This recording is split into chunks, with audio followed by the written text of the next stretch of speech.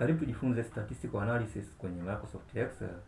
Kwenye video iliyotangulia tulijifunza equal likelihood criterion ambayo dhumuni kubwa ni ku maximize profit. Na tuliona restaurant yenyewe ndio ina return payoff kubwa kwenye equal likelihood ambayo ni 11667. Kwa hiyo decision utakayofanya maana yake select restaurant, utafungua restaurant ndio decision under equal likelihood model. Katika video hii tunajifunza realism. Realism inatawaliwa na alpha. Mfano hapa alpha ni 0.3. Na hii hapa ni formula yake. Formula yake ni kwamba unachukua alpha ambayo ni 0.3 unazidisha na maximum payoff. Maximum payoff kwenye kila decision. Kwa mfano una decision ya kwanza saloon, ya pili restaurant, ya tatu ni fruits. Kwa unaangalia maximum value kwenye saloon.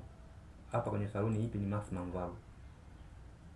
Kisha unajumlisha moja, hii ni default. Hii ni default value ibadiliki. Unatoa alpha ambayo ni 0.3. Kisha unazidisha kwa minimal payoff. Minimal payoff mfano kwenye saloon utaangalia hapa minimal payoff ni ngapi.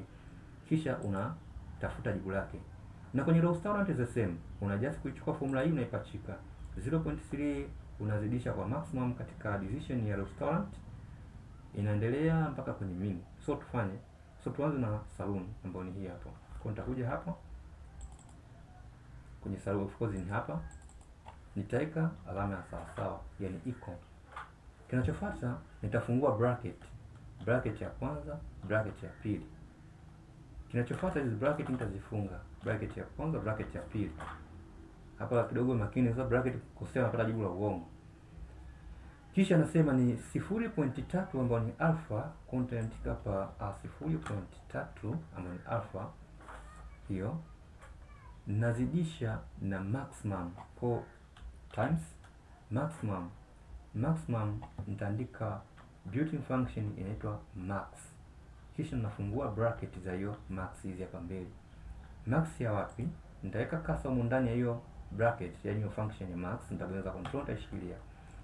Ni maximum katika hizi decision ya saloon, nita select state of nature ya kwanza, ya pili na ya tatu. Nitakuwa nimepata max. Hicho kitu sasa ujumlishe, nitaweka alama ya nini? Ya jumlishe. Alafu 1 minus 0.3.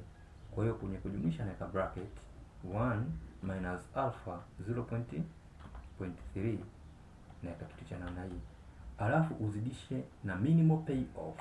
Kwa nitaandika times minimal itakuwa ndani ya bracket hizi hapa. Kwenye bracket humu naandika built-in function ndani ya bracket inaitwa min. Kwa sababu hii ni built-in function inakuwa na bracket zake hizi hapa mbili. Min ya kitu gani? Min ya hapa saloon, decision ya saloon. Kwa hiyo nitachagua state of nature ya kwanza, ya pili na ya tatu. Hizi hapo zimetokea namna hii. Baada ya kufanya kitu kama hiki, nitajasi kuclick enter kwa ajili ya kuexecute. Kinachofuata ni kucopy hii formula kwenda kwenye cell reference nyingine. Kwa nita select, nitajasi kucopy. So under realism unachagua ile ambayo ina maximum payoff. Ina maximum payoff maana yake ni shilingi 6100. So shilingi 6100 inaangukia wapi? Na just highlight hapo unione inaangukia kwenye fruits. Kwa under realism maana yake hapo utachagua nini? Utachagua fruits sababu ndio ina return hii value kubwa. Okay. Katika video inayofuata uje kuangalia MINIMAX criterion. MINIMAX criterion.